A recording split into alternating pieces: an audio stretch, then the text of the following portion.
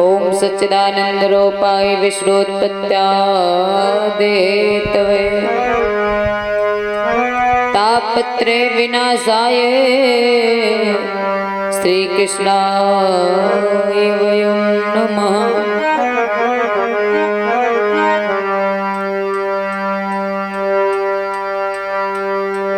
ओम भूर्भुवस्सुः तत्सवितुर्वरेण्यं भर्गो देवस्य धीमहि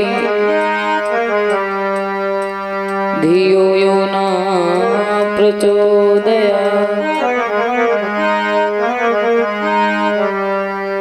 या देवी सर्वभूतेषु शक्तिरूपेण संस्थिता नमस्तस्यै नमस्तस्यै नमस्तस्यै नमो नमः।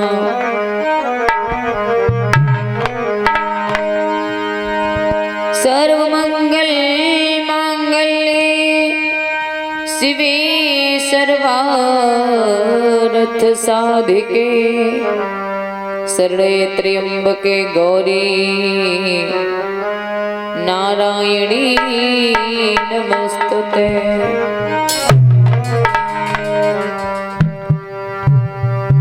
श्वास श्वास में हरि भजो और व्यथा सांस मत खोए। पता नहीं इस सांस का अवन हो न हो।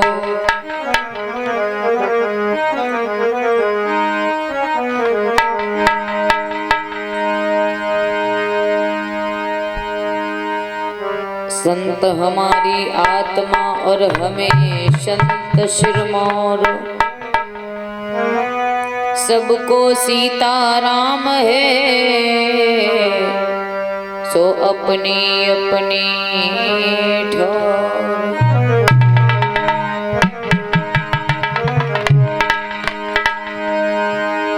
आनंद शुभ अवसर में है और अंतर के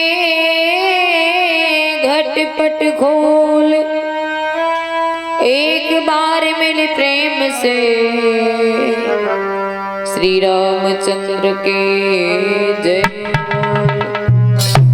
बोलिए। श्यावर रामचंद्र के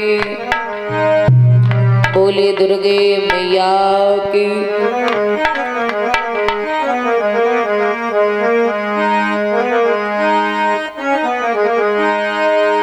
आइए सर्वप्रथम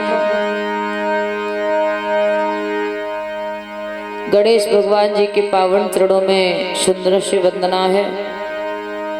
सनातन धर्म की मर्यादा है कि सर्वप्रथम गजानन जी महाराज का स्मरण करना चाहिए। हर पूजन शुभ कार्य में गणेश भगवान का सर्वप्रथम पूजन होता है।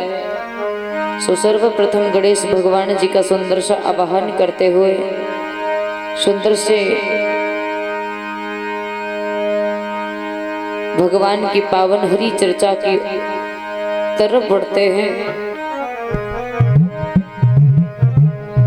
घर में पधारो गजानन जी मेरे घर में पधारो।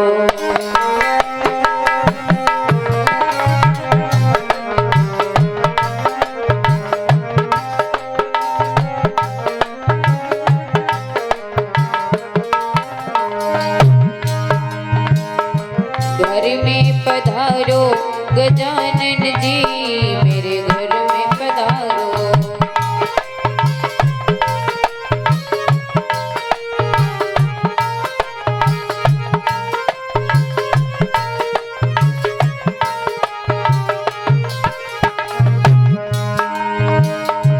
घर में पधारो गणपति घर में पधारो।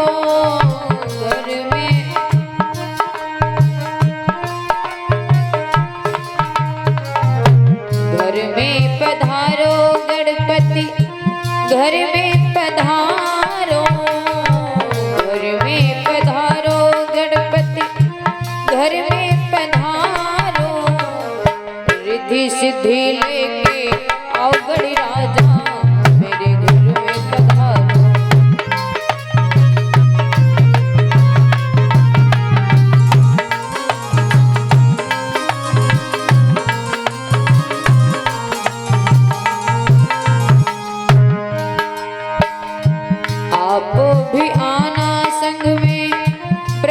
जी को लाना,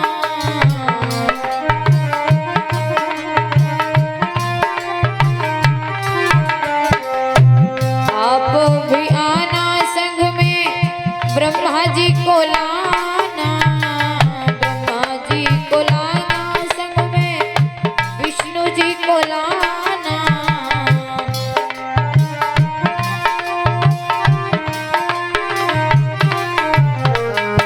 लक्ष्मी को लक्ष्मी को संग लिए आना, मेरे घर में पधारो।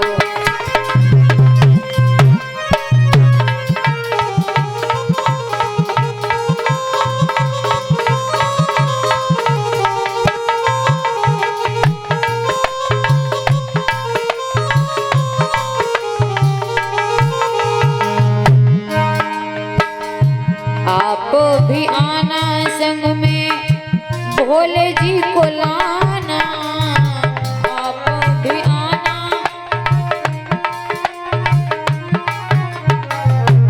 आप भी आना संग में भोले जी को लाना, भोले जी को लाना संग में नंदी जी को लाना,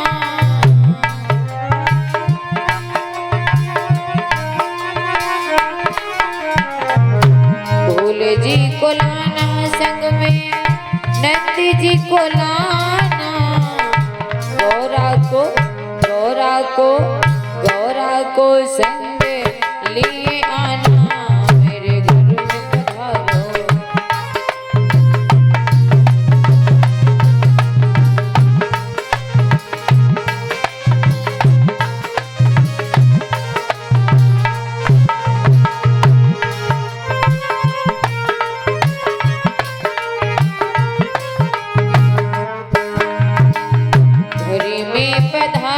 गणपति घर में पधारो,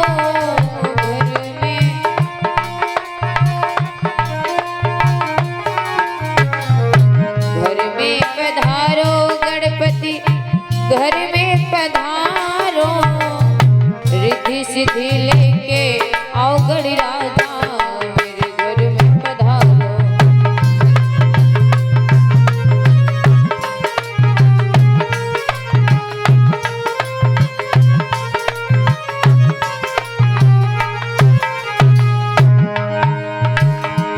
आप भी आना संग में कृष्ण जी को लाना,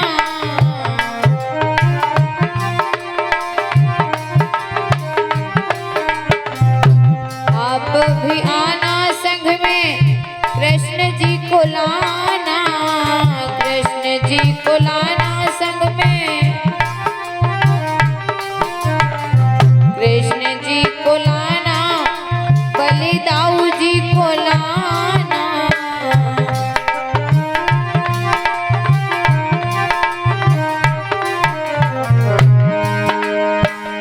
राधा को संग लिए आना, मेरे घर में पधारो।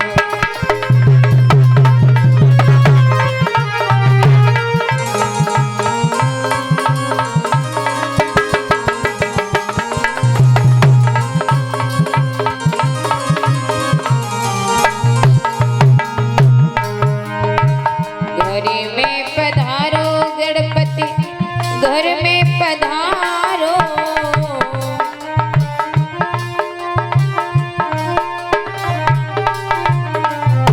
घर में पधारो गणपति घर में पधारो,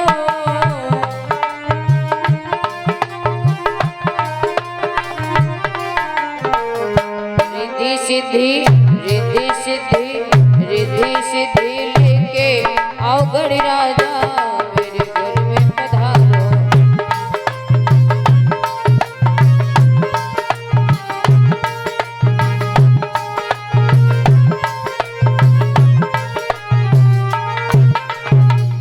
बोले गणेश भगवान की।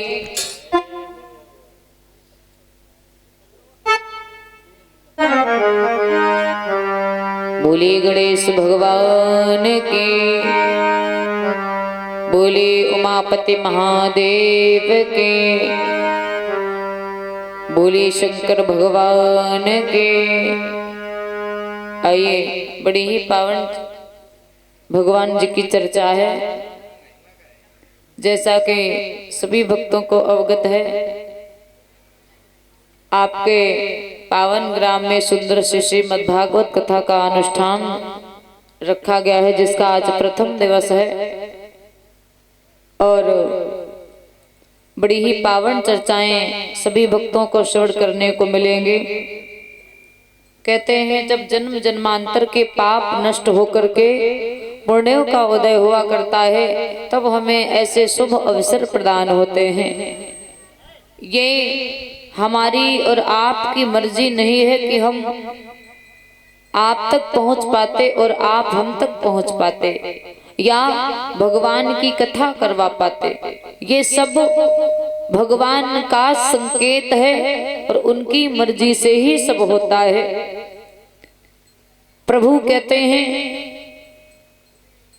उनकी मर्जी के बिना एक पत्ता तक नहीं हिलता है।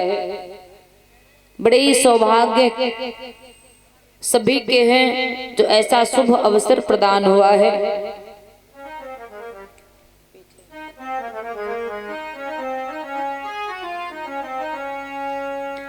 ऐसे शुभ अवसर बहुत मुश्किल से मिलते हैं।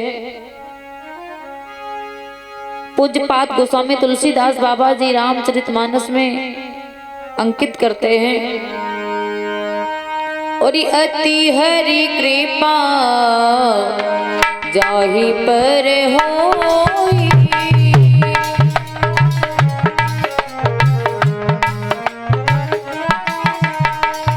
अति हरि कृपा जाहि पर होई,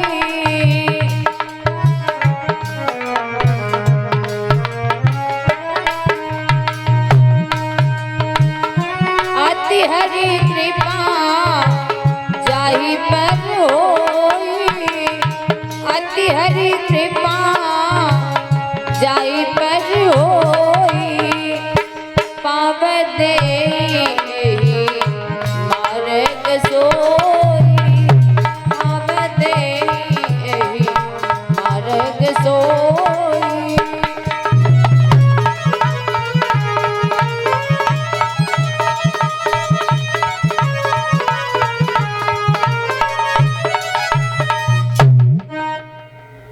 जिस पर भगवान की कृपा की अति होती है, वही ऐसा शुभ अवसर पाते हैं और भगवान की चर्चा श्रवण करते हैं, भगवान की चर्चा कराते हैं।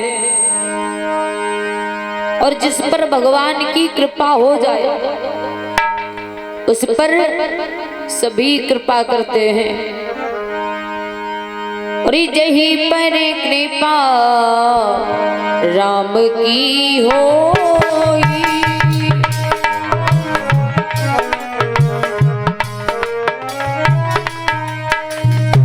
जही पर कृपा राम की होई,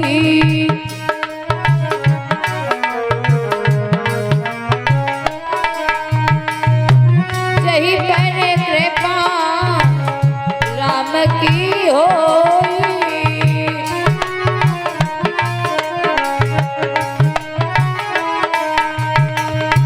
जही पर कृपा राम की होई, पाव वही पर कृपा करही सब कोई, वही पर कृपा करही सब कोई।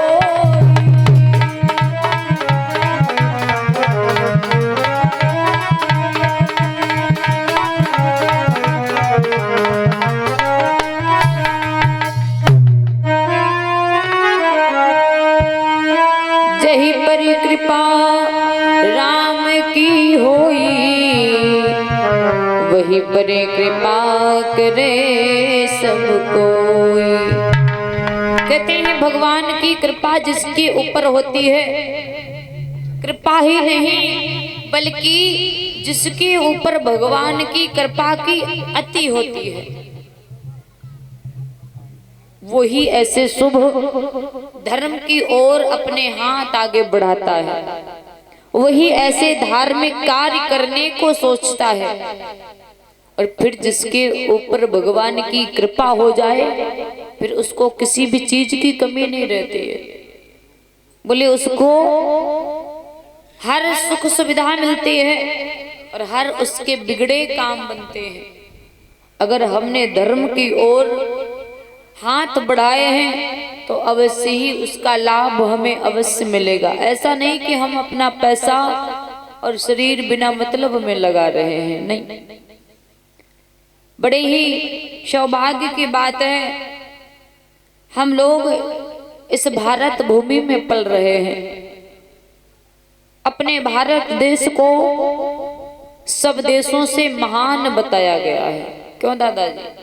महान बताया गया है कि मेरा भारत महान है। कहीं चीन महान या पाकिस्तान महान सुना है?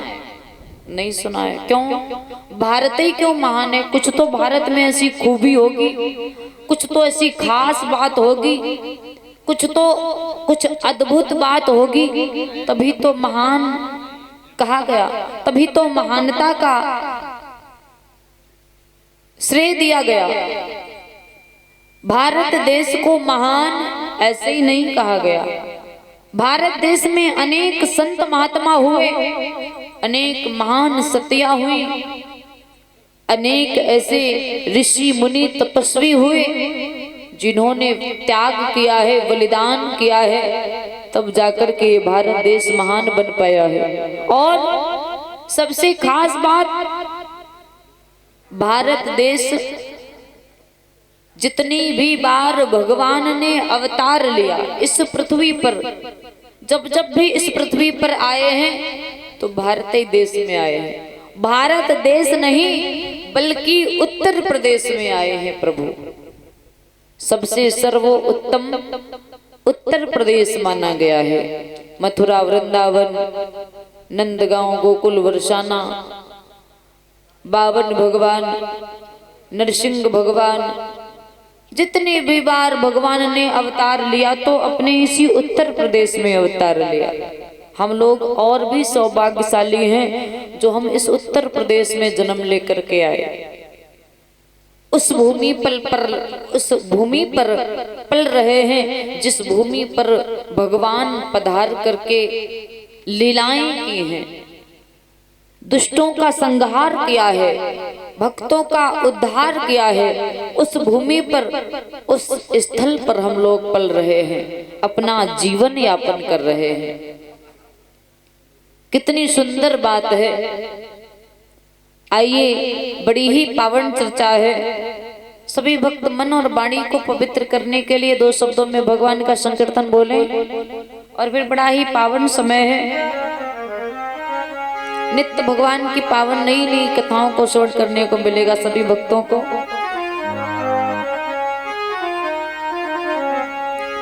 सभी भक्त बोलेंगे, और श्याम चंदा है श्यामा चकोरी, बड़ी सुंदर है दोनों की जोड़ी। श्याम चंदा है,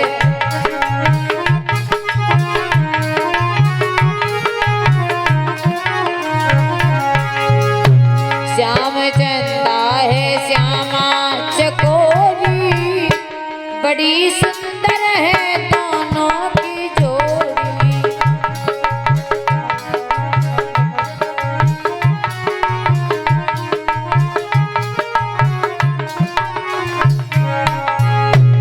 बड़ी सुंदर है दोनों की जोड़ी।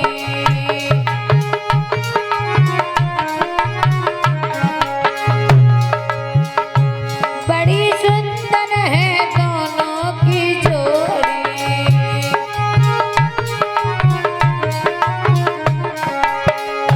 श्याम चंदा है श्यामा चकोरी, बड़ी सुंदर है दोनों की जोड़ी।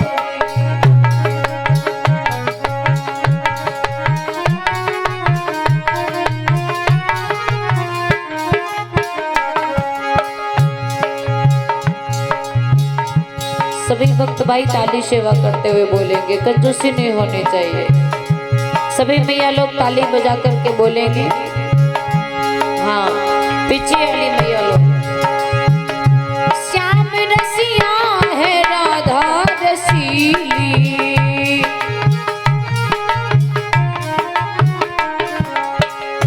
श्याम रसिया है राधा रसीली,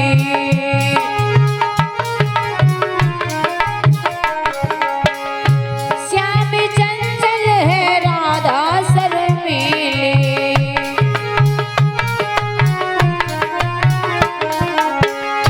श्याम चंचल है राधा शर्मीली,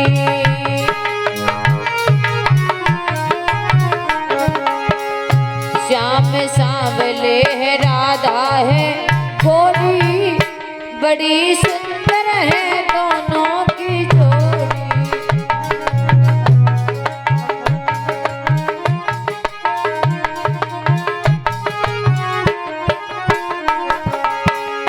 श्याम सांवले है राधा है गोरी, बड़ी सुंदर है दोनों की जोड़ी,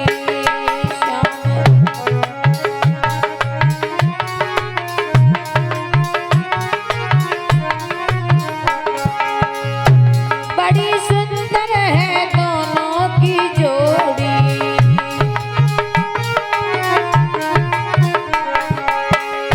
श्याम चंदा है श्यामा चकोरी, बड़ी सुंदर है दोनों की जोड़ी,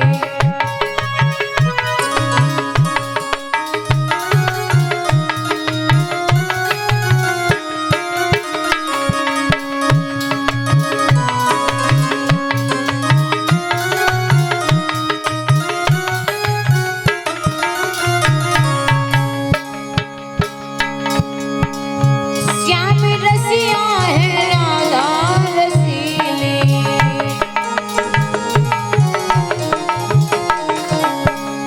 श्याम रसिया है राधा रसीली,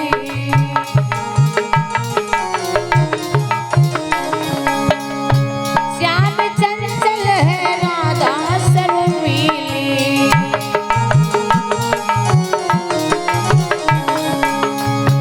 चिरंजीवे ये दोनों की जोड़ी, बड़ी सुंदर है दोनों की जोड़ी,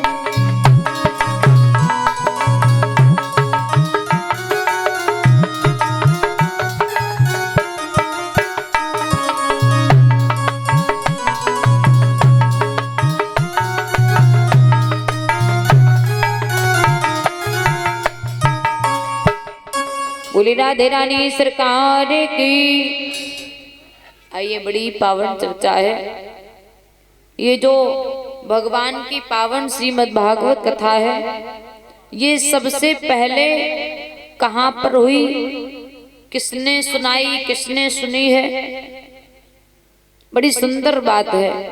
ये जो पूरे विश्व में श्रीमद् भागवत कथा का प्रचार प्रसारण किया जा रहा है, ये सबसे पहले सूत जी महाराज ने नैमिष क्षेत्र में शोणकाद ऋषियों को स्वर्ण कराई। नैमिषारण्य तीर्थ सब तीर्थों में उत्तम माना गया है। यहाँ से कोई पहुंचा है नैमिषारण्य तीर्थ? इतने भक्त बैठे हैं, कोई गया है? नीम सहार शीतला माता का मंदिर है, बड़ा प्रसिद्ध मंदिर है।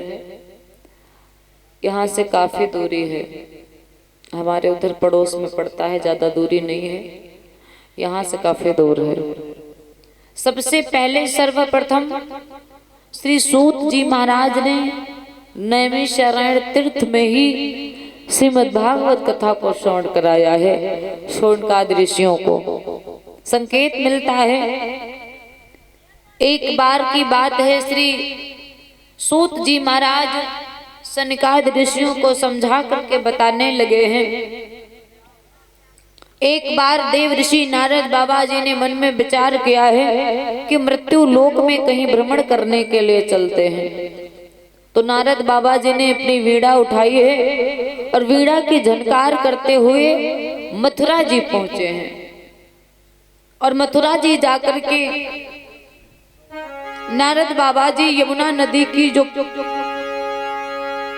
तट है, यमुना नदी के किनारे किनारे नारद बाबा जी टहलते हुए जा रहे हैं, इधर उधर भ्रमण करते हुए। सभी भक्त बोलेंगे और श्रीमन नारायण नारायण हरि हरि।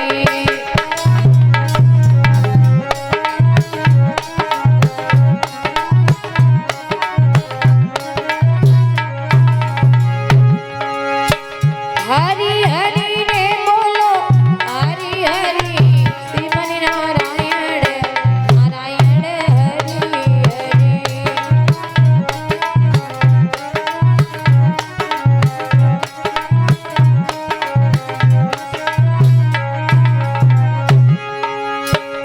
जो नारायण नाम लेते हैं,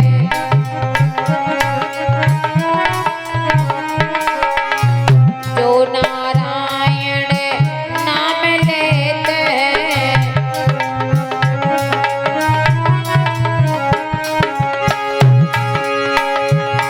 और ये पाप होती सब नारायण, श्रीमन नारायण नारायण हरि हरि।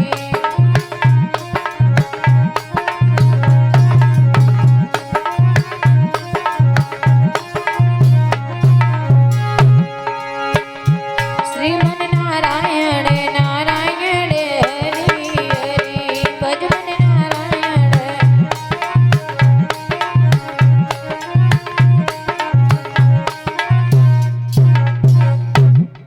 नारद बाबा जी ने मन में विचार किया है कि क्यों ना मृत्यु लोक में जाकर के भ्रमण करते हैं, क्या हो रहा है। नारद बाबा जी जिस समय चल पड़े हैं, यमुना नदी के किनारे टहलते हुए जा रहे हैं।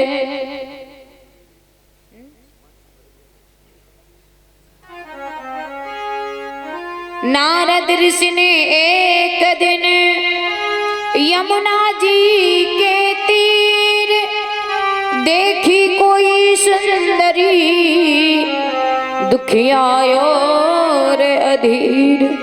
नारद बाबा जी ने देखा है एक कोई सुंदर स्त्री बैठी है और बड़ी दुखी है, बेचारी रो रही है बैठी हुई। नारद बाबा जी जैसे ही पास में पहुंचे हैं तो देखा है तरुणी के सुंदरी रसिक नयने, और तरुणी के सुंदरी रसिक नयने, निज मन की बिथारो रे।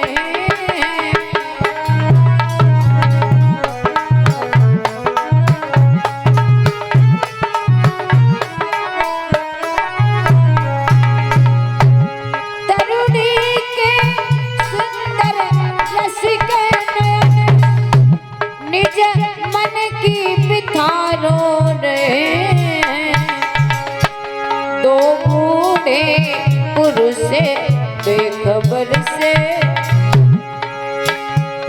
दो बूढ़े पुरुष बेखबर से, उसके ही पास सो रहे हैं।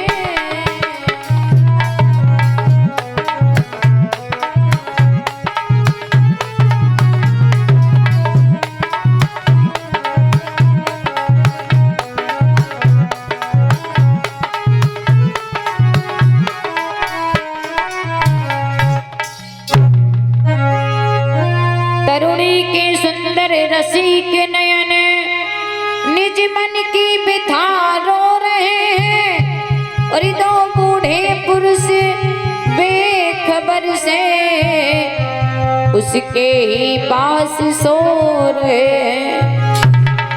देखा है एक सुंदर स्त्री बैठी है, रो रही है। नारद बाबा जी ने जैसे ही देखा है तो पूछा है, हे देवी आप कौन हो, और आपके पास में जो ये दो बूढ़े पुरुष सो रहे हैं ये कौन है।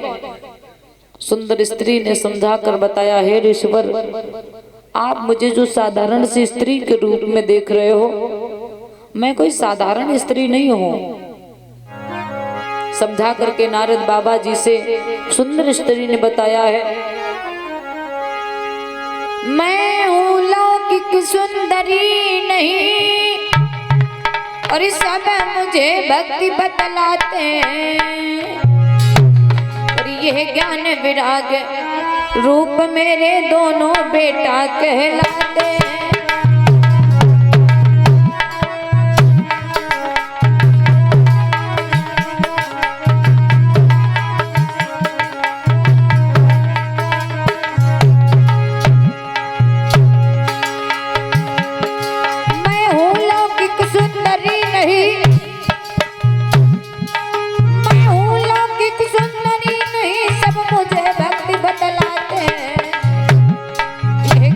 विराग रूप मेरे दोनों बेटा कहलाते हैं।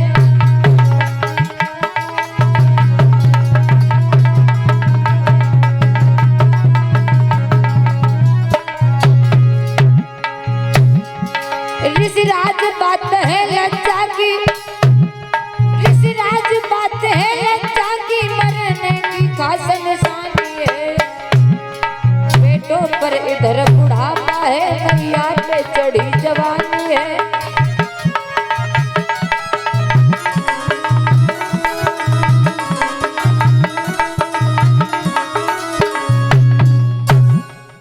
जैसे ही भैया भक्ति ने देखा है, सारी बात देव ऋषि नारद बाबा जी को समझाई है। हे ऋषिवर, आप मुझसे पूछ रहे हो कि मैं कौन हूँ? मैं कोई साधारण स्त्री नहीं हूँ। लोग मुझे पृथ्वी पर भक्ति के नाम से जानते हैं। और हे ऋषिवर, जो आप हमारे पास में बूढ़े पुरुष जो देख रहे हो दो है ना, ये हमारे बेटा ज्ञान और वैराग्य हैं, जो कि वृद्धावस्था को प्राप्त कर चुके हैं। माँ अभी तक जवान है और बेटा बूढ़े हो गए हैं। ऋषिवर, इससे लज्जा की बात और क्या हो सकती है? बेटों पे बुढ़ापा आया हो, माँ जवान हो, बड़ा दुख है। नारद बाबा ने बड़ा उपाय किया है, लेकिन कोई भी उपाय नहीं चला है।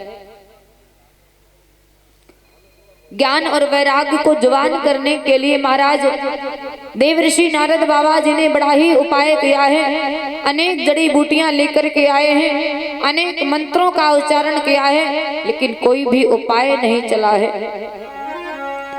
ऋषि ने अपने ढंग पर उन पर किए प्रयोग, सब प्रयोग खाली गए, मिटा न मानस रोग। नारद बाबा जी ने अनेक उपाय किए हैं, लेकिन कोई भी उपाय नहीं चला है। अंत में नारद बाबा ने समझाया है, आप बिल्कुल भी चिंता न करें, मैं कोई न कोई उपाय अवश्य ढूंढ करके लाऊंगा।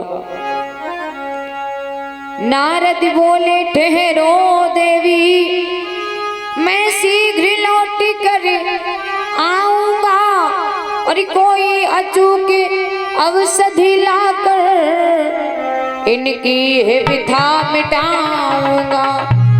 आप बिल्कुल भी चिंता न करें, मैं कोई न कोई औषधि जड़ी बूटी ढूंढ कर लाऊंगा, जिससे तुम्हारे तुम्हारे बेटों को जवान कर देंगे। नारद बाबा जी ऐसा कहकर के चल पड़े हैं। बद्रिका आश्रम पहुंचे हैं, सनकादि ऋषियों के पास जाकर सारी बात बताई है। हे ईश्वर, क्या करें? ज्ञान और वैराग्य वृद्धावस्था को प्राप्त कर चुके हैं, उन्हें किस प्रकार से जवान किया जाए? नारद बाबा की बात सुनी है तो सनकादि ऋषियों ने बताया है, हे देव ऋषि नारद, अब कलयुग का समय आ रहा है, और ऐसे कलयुग के समय में किसको ही ज्ञान हो, किसको ही वैराग्य है। अब समय नहीं है श्रद्धा का, रोटी का प्रश्न दिखाता है, और बतलाओ ऐसी हालत में किसी को वैराग्य सुहाता है। इस कलयुग के समय में व्यक्ति को रोटी चलाना मुश्किल पड़ जाएगा। उन्हें अगर कुछ दिन के लिए निरोग करना चाहते हो तो एक उपाय है, हाँ यदि उनको कुछ दिन को करना चाहो निरोग, तो बस श्रीमद् भागवत का कर चलो प्रयोग। अगर उनको कुछ दिन के लिए मुक्ति दिलाना चाहते हो तो एक उपाय है, सिर्फ और सिर्फ श्रीमद् भागवत कथा। अगर साप्ताहिक अनुष्ठान के द्वारा श्रीमद् भागवत कथा को श्रवण कराओगे ज्ञान वैरागी को, तो अवश्य ही मुक्ति मिलेगी। नारद बाबा जी ने कहा ठीक है प्रभु, लौट कर आए हैं, ज्ञान और वैरागी को सुंदर सा साप्ताहिक अनुष्ठान करके श्रीमद् भागवत कथा को श्रवण कराया है।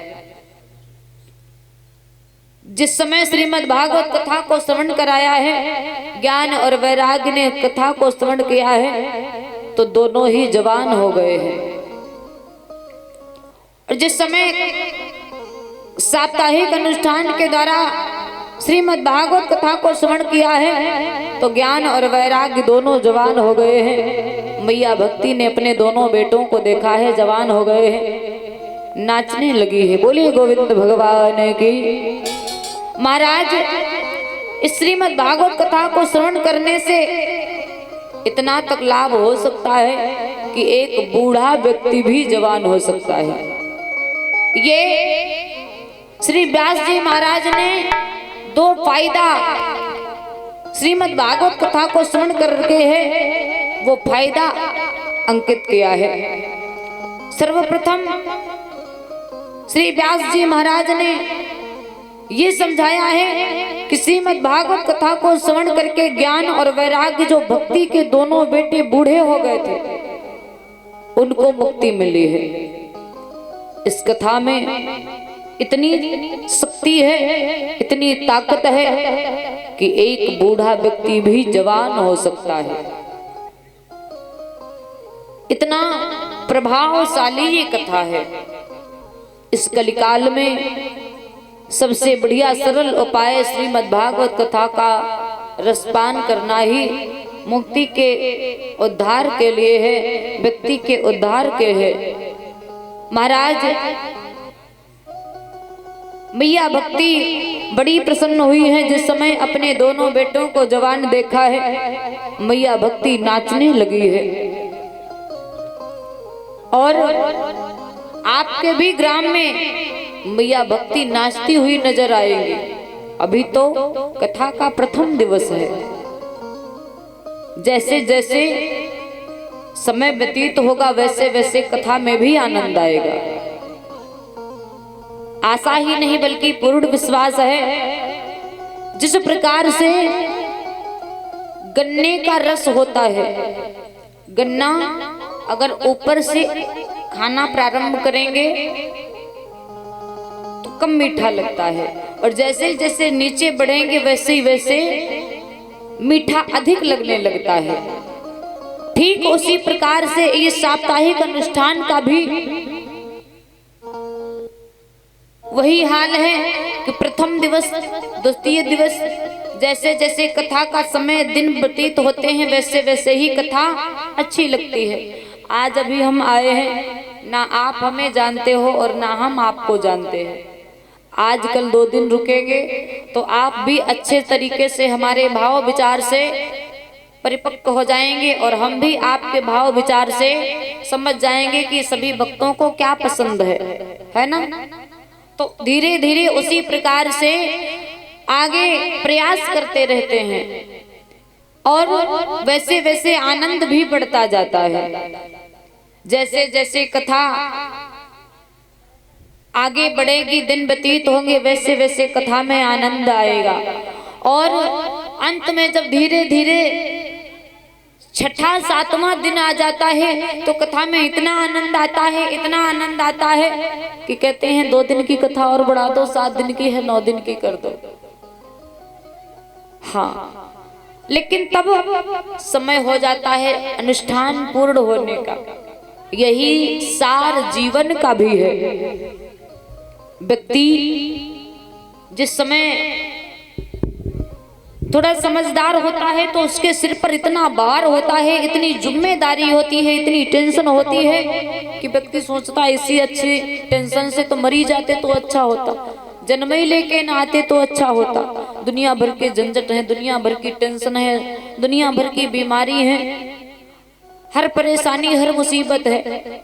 लेकिन जब धीरे धीरे जवानी समाप्त हो जाती है, धीरे धीरे 50 वर्ष की उम्र हो जाती है, बच्चे बड़े बड़े हो जाते हैं, शादी बारात हो जाती है, आराम से बैठ के खाने का समय आता है, तो जीवन में बड़ा अच्छा लगने लगता है कि अब तो हमें किसी भी चीज की कोई कमी नहीं है।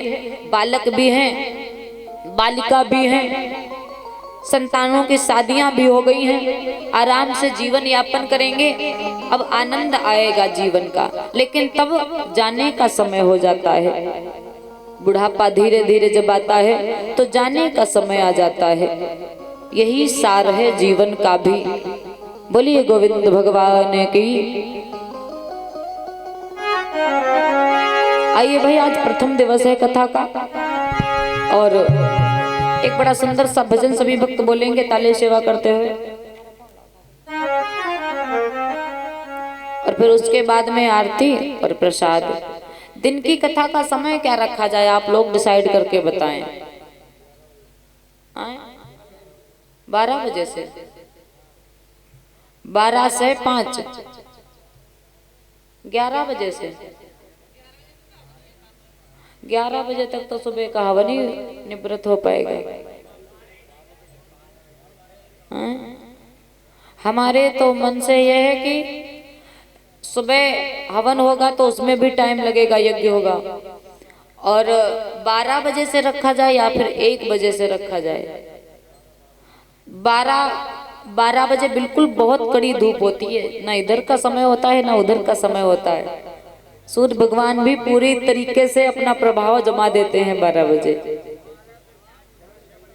आए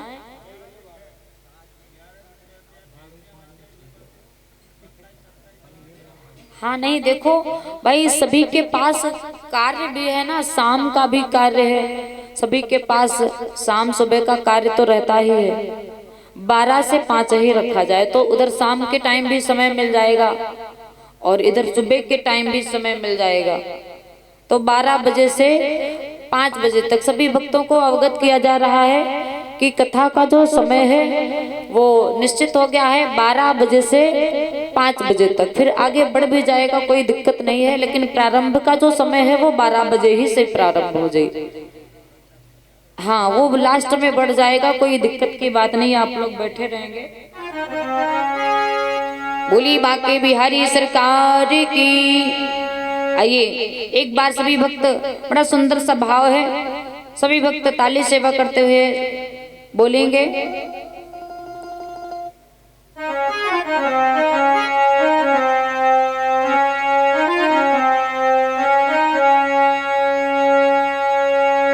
बड़ा सुंदर समझाया है। इस जीवन में इस मनुष्य के शरीर को पाकर के अगर भगवान का भजन नहीं किया है तो मान लो ये जीवन व्यर्थ ही जा रहा है। चाहे जितना ही क्यों ना धन कमा लें, दौलत कमा लें, सब यहीं रह जाएगा। और बिन भजन जीवन अधूरा रह गया।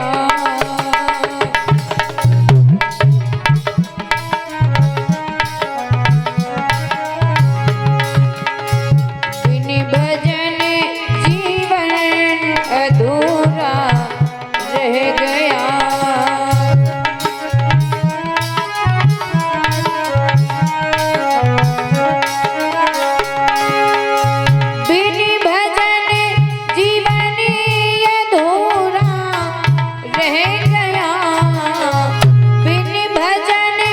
जीवन अधूरा रह गया। आजकल परसों की कहता रह गया। आजकल परसों की कहता रह गया।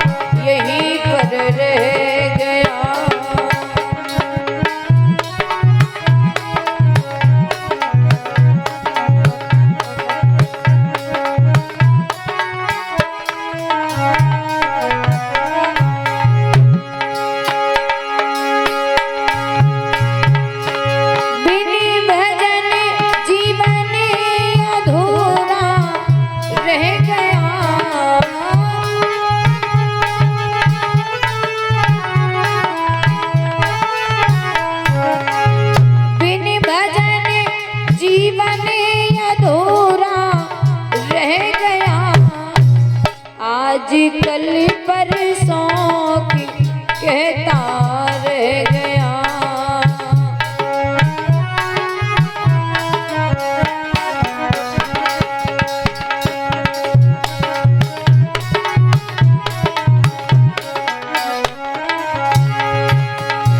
आज कल परसों की कहता रह गया। बिन भजन जीवन अधूरा रह गया।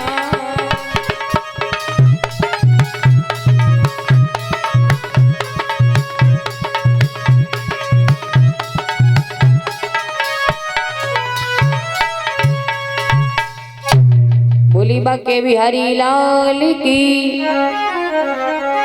परीक्षित महाराज जी आरती जला लें और तब तक बड़ा सुंदर सा भजन ताली सेवा करते हुए बोलेंगे।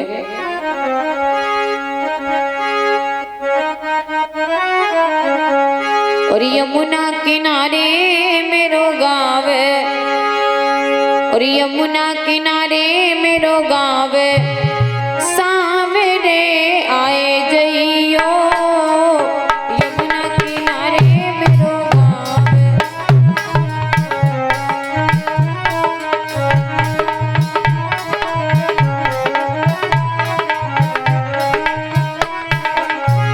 आए जइयो लाला, आए जइयो।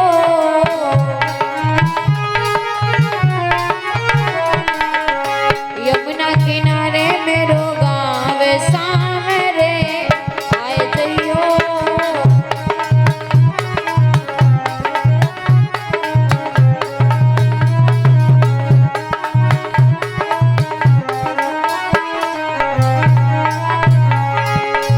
माखन मिश्री तो ही खिलाऊं,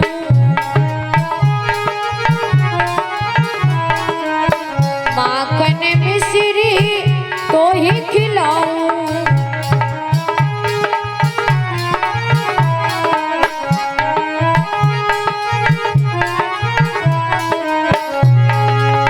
रुचि रुचि तुमको भोग लगाऊं।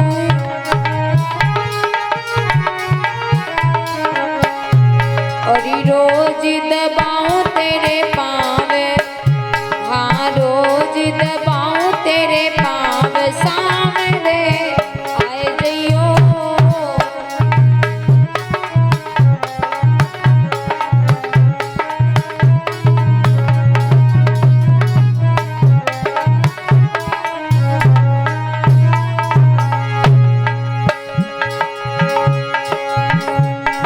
यमुना किनारे मेरो गाँव, सामने आए जइयो।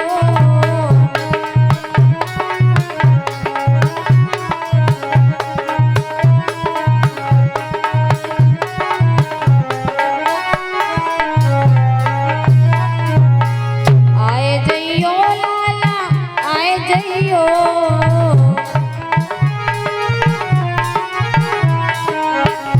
आए जइयो लाला, आए जइयो।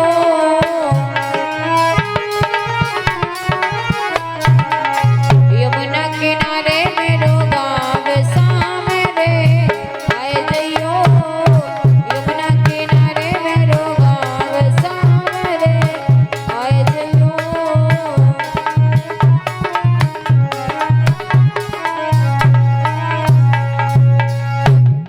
बोले बाके बिहारी सरकार की, बोले उमापति महादेव की। सभी भक्त अपने अपने स्थान पर खड़े हो जाएंगे और भगवान की पावन आरती उतारेंगे।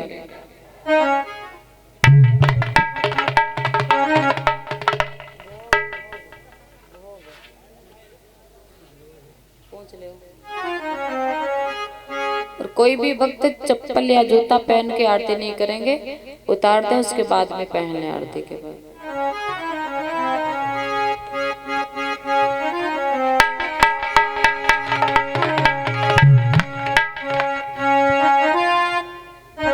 आगे बढ़ाओ थोड़ा, दो दो लोग करके आरती किया करो, फिर छोड़ दिया कर, दूसरे को पकड़ा दिया करो। उतनी दूर से थोड़ी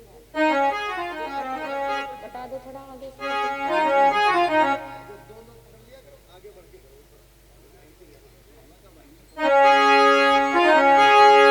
और सिया रघुबर जी की आरती रे सुबह आरती की जय।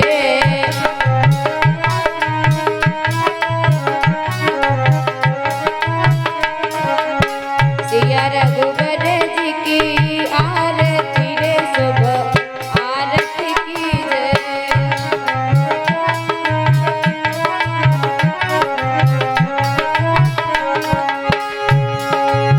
ब्रह्मा जी की जय और विष्णु जी की जय।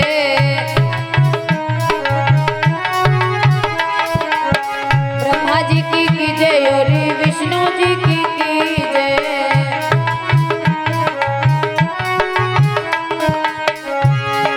श्री लक्ष्मी जी की आरती रे सुबह आरती की जय।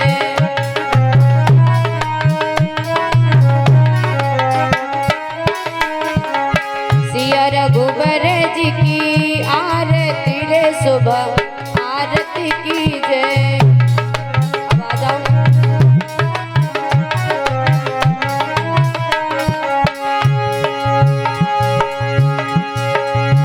भोले जी की जय और गणपति जी की जय।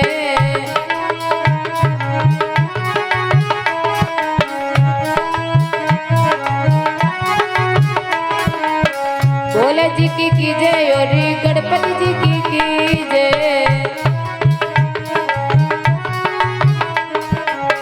श्री गौरा जी की आरती रे सुबह आरती की जय।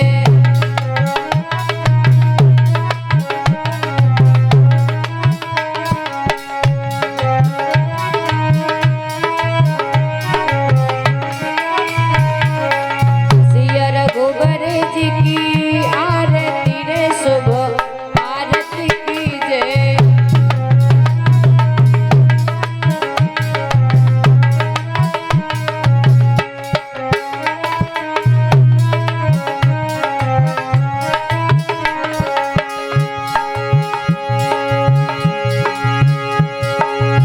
राम जी की जय लखन जी की जय।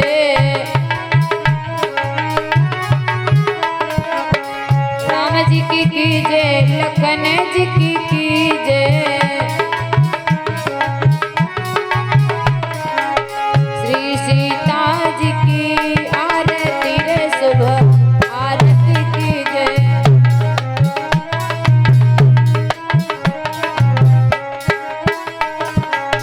सिया रघुबर जी की आरती रे सुबह आरती की जय।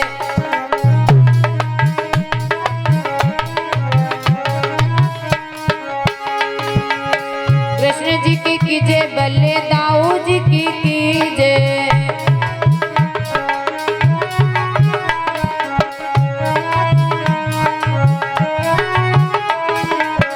कृष्ण जी की जय बलदाऊ जी की जय।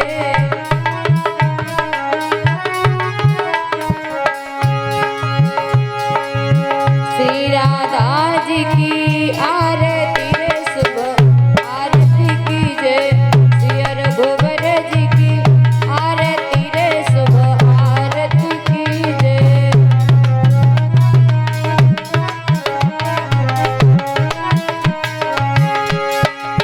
सिया रघुबर जी की आरती रे सुबह आरती की जय।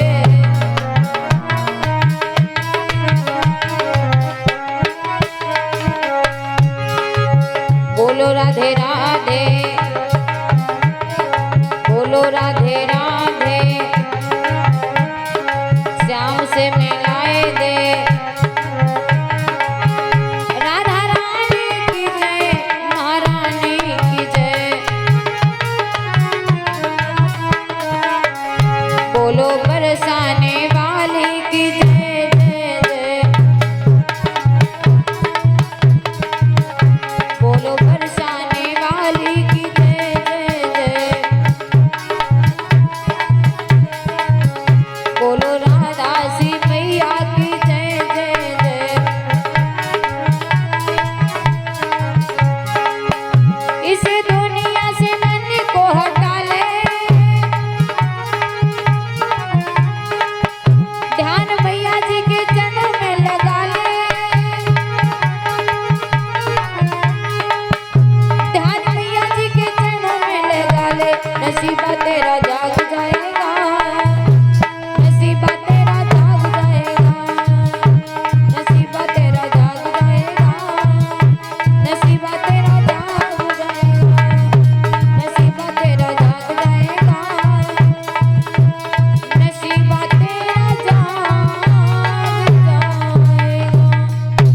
बोले उमापति महादेव की, बोले हनुमंत लाल की, बोले दुर्गे मैया की, बोले श्रीमद् भागवत महापुराण की, बोले परीक्षित महाराज की, बोले सुखदेव जी महाराज की, बोले 33 कोटि देवी देवताओं की, आज के आनंद की, ग्रामवासी देवी देवताओं की, क्षेत्रवासी देवी देवताओं की। जय जय श्री राधे श्याम, जय जय श्री राधे श्याम। हर हर महादेव, नमः पार्वती पते, हर हर महादेव। सभी भक्त आरती और प्रसाद लेकर के ही जाएंगे।